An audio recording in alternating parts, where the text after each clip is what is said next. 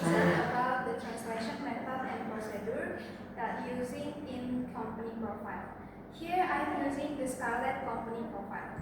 Baiklah, seperti yang kita ketahui, company profile itu di dalamnya pasti ada sejarah, visi, misi, produk, dan lain sebagainya, yang dimana telah saya bagi menjadi 8 bagian di sini.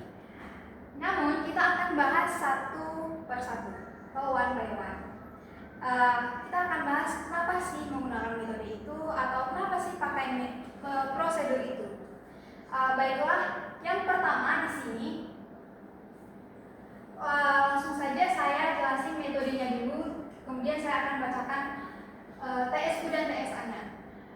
Untuk metodenya pada nomor 1 ini adalah komunikatif, karena berfokus untuk menyampaikan pesan dan efek yang sama kepada pembaca ataupun bahasa sasarannya pada TSA.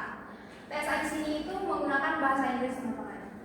Nah, di sini ada frasa, proses perkembangan dari usaha ini diawali dengan itu diubah menjadi the business growth began with, yang dimana itu lebih ringkas dan idiomatik dalam bahasa Inggrisnya.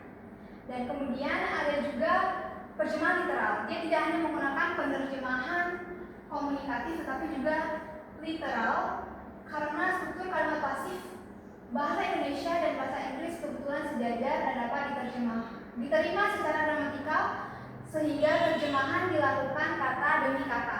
Nah, yang mana sih yang literal di sini? Nah, teman-teman bisa lihat warna kuning pada TSU-nya. Scarlet didirikan pertama kali oleh Felicia Delista pada tahun 2017 ya. Pada TSA-nya kita bisa baca Scarlet was first founded by Felicia Angelista in 2017. Itulah mengapa dia menggunakan penerjemahan literal seperti yang sudah saya jelaskan tadi. Baik, kemudian kita lanjut ke prosedur apa yang digunakan pada nomor 1 ini. Yang pertama itu transposisi. Transposisi itu ada pada TSU warna hijau itu, yang dimana dikatakan berawal dari kegemarannya membuat, diubah ke TSA menjadi it started from her passion for making. Nah, kenapa itu menggunakan prosedur transposisi? Karena di situ benda kegemarannya TSU diubah menjadi frasa yang menggunakan kata benda passion, yang dimana diikuti oleh kata kerja making TSA-nya. Nah, ini mengubah susunan gramatikal untuk membuat kalimat lebih natural dalam bahasa Inggris, teman-teman. Oke, next. Prosedur yang kedua itu menggunakan reduksi. Apa sih reduksi itu? Reduksi itu, teman-teman, pengurangan kata. Di sini TSU-nya kita bisa lihat memiliki ketertarikan pada diam, itu diubah menjadi her interest in. Kita dapat bedakan dari TSU ke TSA-nya. Itu di TSU-nya panjang ya, teman-teman, sedangkan TSA-nya jadi lebih pendek. Itulah mengapa menggunakan reduksi. Kemudian selanjutnya ada transposisi. Ini yang berwarna biru, teman-teman. Saya bacakan. Pada TSU-nya yang berkonsentrasi untuk meminimalisir kekurangan-kekurangan dari produk lain, diubah menjadi that focus on minimizing the shortcomings of other products. Itu menggunakan transposisi. Kenapa pakai transposisi? Karena di situ ada perubahan struktur. Yang dimana penggunaan kata kerja konsentrasi itu diikuti untuk meminimalisir dan juga diubah dari struktur focus on minimizing, di mana kelas kata dan urutan fungsinya disesuaikan agar sesuai dengan kaidah kolokasi dan gramatikal dalam bahasa Inggrisnya. Itulah menggunakan transposisi karena dia ada tadi perubahan strukturnya. Kemudian lanjut nomor 2, teman-teman, itu langsung aja metode secara keseluruhannya itu adalah metode komunikatif dan literal. Di sini tidak hanya menerjemahkan kata per kata, tetapi juga menyesuaikan frasa agar sesuai dengan kolokasi bahasa Inggris. Seperti menerjemahkan mengedepankan kenyamanan pegawainya menjadi if your business employee will be well-being. Nah, kita langsung bahas prosedurnya. Yang pertama itu ada reduksi. Yang mana reduksi yang warna kuning di sana, TSU dan TSA-nya yang ini. Di TSU dikatakan baik dalam interaksi pada konsumen maupun interaksi pada pegawai satu sama lain menjadi both in interactions with customer and with each other.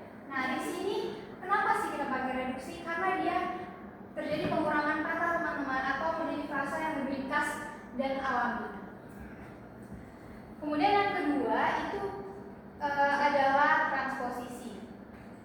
Di sini pada TSU-nya hingga pegawai memiliki rasa semangat dalam melayani pelanggannya diubah pada TSA menjadi to ensure employees are passionate about serving their customer. Kita pakai transposisi karena seperti yang kita ketahui transposisi ada karena perubahan struktur. Nah, di sini ada perubahan struktur dari klausa yang hingga pegawai memiliki rasa semangat itu diubah menjadi frasa tujuan to ensure employees are passionate. Nah, itu dia alasan kenapa yang warna hijau TSU ini dan TSA-nya menggunakan prosedur transposisi, teman-teman. Kemudian ada lagi yang nomor 3-nya menggunakan prosedur modulasi. Nah, di sini tuh menggunakan prosedur modulasi. Memiliki rasa semangat diubah menjadi are passionate. Yang masih yang tadi juga, yang warna hijau di warna yang tadi pada TSU dan TSA-nya. Memiliki rasa semangat diubah menjadi are passionate yang merupakan perubahan sudut pandang kognitif untuk meningkatkan kealamiannya. Jadi di sini itu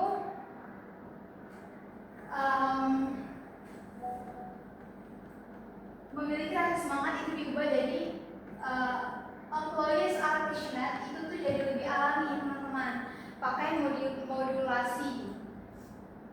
Di sini pakai modulasi sudut pandang, teman-teman, karena dia menjadi lebih alami, meningkatkan kealamian pada teks sasaran. Oke, lanjut nomor 3. Di sini saya menerjemahkan visinya, visi dan juga sekaligus misinya. Untuk langsung aja untuk metodenya itu kita pakai metode komunikatif dan literal, yang dimana menyampaikan tujuan, visi, misi dan juga motonya. Perusahaan dengan tegas, ringkas dan alami dalam bahasa Inggris. Nah, jadi tadi untuk metodenya adalah komunikatif dan literal. Untuk prosedurnya di sini ada 2, yaitu transposisi dan peminjaman. Yang mana yang transposisi? Transposisi itu yang ini, memberikan edukasi tentang pentingnya mencintai diri sendiri diubah menjadi providing education about the importance of loving yourself. Itu kita pakai transposisi karena kata benda di situ memberikan edukasi diubah menjadi bentuk jiran yang lebih lazim untuk misi, providing education. Kemudian yang kedua adalah peminjaman. Di situ dituliskan committed to make excellent service to product itu di copy langsung ke TSA-nya, teman-teman, langsung sama aja committed to make excellent service and product. Itulah kita menggunakan peminjaman karena dia dipakai langsung dari TSU-nya, tidak ada perubahan makna ataupun gramatikal sama sekali. Kemudian nomor 4 itu Jabodetabek. Pada TSA-nya juga sama, Jabodetabek. Nah, di sini saya rasa teman-teman udah tahu metodenya apa ya. Metode di sini literal. Kenapa literal? Karena dia tidak diubah bentuk maupun maknanya. Langsung aja diambil Jabodetabek ke Jabodetabek. Untuk prosedurnya, saya rasa juga semuanya udah tahu. Ini udah pasti borrowing. Karena itu tidak ada perubahan sama sekali. Gramatikal, bentuk ataupun makna tidak berubah sama sekali. Itu adalah nama diri atau istilah yang tidak perlu diterjemahkan soalnya, teman-teman. Oke, lanjut. Ini nomor 5. Untuk metodenya itu pakai literal. Jabodetabek, TSU-nya ke TSA-nya menjadi outside Jabodetabek. Nah, di situ struktur frasa tetap sama, tidak ada penambahan maupun pengurangannya. Itulah mengapa menggunakan literal. Untuk prosedurnya sendiri itu menggunakan borrowing, karena di sini Jabodetabeknya itu masih tetap sama di TSU maupun TSA-nya. Lanjut nomor 6. Pada TSU-nya Jakarta Timur, di TSA-nya is Jakarta. Metode di sini teman-teman adalah semantik. Kenapa sih semantik? Karena dia lebih menekankan makna konseptual, setia pada teks sumber, tapi dia tetap wajar dan alami dalam bahasa sasaran. Dari Jakarta Timur ke is Jakarta, dia tetap alami pada bahasa sasarannya. Untuk prosedurnya sendiri itu pakai borrowing. Di situ bisa dilihat Jakarta ke Jakarta, tidak ada perubahan juga teman-teman. Kemudian lanjut nomor 7, di situ ada gambaran diubah ke TSA-nya menjadi description. Nah, di sini metode yang kita gunakan adalah komunikatif, karena seperti kita ketahui, gambaran di Indonesia ini di luar negeri sana itu deskripsi, kata description itu lebih alami digunakan di sana, makanya kita menggunakan metode komunikatif. Untuk prosedurnya sendiri itu menggunakan prosedur padanan budaya, karena budaya dari audiens sasaran kita ataupun TSA kita itu kan targetnya adalah orang luar gitu. Kemudian untuk nomor 8 itu kita pakai metode literal. Di sini dijelaskan pada metodenya Dewan Komisaris Direksi beserta seluruh jajaran manajemen. Itu di TSA-nya dirubah menjadi the Board of Commissioners, Directors, and all level of management. Nah, ini pakai literal karena dia nggak berubah teman-teman. Kemudian untuk prosedurnya itu satu aja, itu adalah modulasi sudut pandang. Dapat kita lihat di sini untuk melaksanakan aturan main dan praktik-praktik penyelenggaraan bisnis juga menjadi itu implementing transparent, fair, ethical, and responsible rules and business practices. Kenapa dipakai prosedur modulasi sudut pandang? Karena dia merupakan perubahan sudut pandang dalam penggabungan klausa. TSU-nya tadi kan ada menggabungkan aturan main dan praktik bisnis dengan kata sifat di akhir. TSA-nya menempatkan kata sifatnya di awal, makanya dia pakai metode prosedur modulasi sudut pandang. Lanjut nomor 9. Ini di sini saya menjelaskan sebagian produk dari Scarlett. Yang pertama, untuk metodenya itu kita pakai komunikatif karena pada copywriting pemasaran di situ persuasif dan mudah dipahami teman-teman. Penerjemah secara aktif melakukan penyesuaian struktural agar deskripsi produk terdengar menarik, mengalir dan sesuai dengan gaya bahasa promosi yang alami dalam bahasa sasarannya, bahasa Inggris. Fokus pada penerjemah pesan atau TSA-nya teman-teman. Jadi metodenya adalah komunikatif. Untuk prosedurnya itu ada modulasi. Nah, modulasi karena dia di sini kita bisa lihat ya pada TSU-nya kulit tubuh di sini cuma ada diubah jadi skin. Kenapa sih pakai modulasi? Karena kulit tubuh itu diubah menjadi skin yang dimana itu lebih ringkas dan alami dalam kosmetik bahasa Inggris. Nah, kenapa sih nggak pakai reduksi? Reduksi kan juga sama aja, bisa kulit putih jadi skin, itu kan katanya jadi lebih singkat. Karena di sini teman-teman pakai modulasi karena dia tetap alami dalam konteks kosmetik dalam bahasa Inggris. Kemudian nomor 10 kita lihat juga yang warna ungu itu tulisannya adalah glutathione, vitamin A, rose petals, dan aloe vera. Diterjemahkan menjadi contains glutathione, vitamin E, rose petals, and aloe vera. Nah, ini tuh dari sini kita akan mengetahui bahwa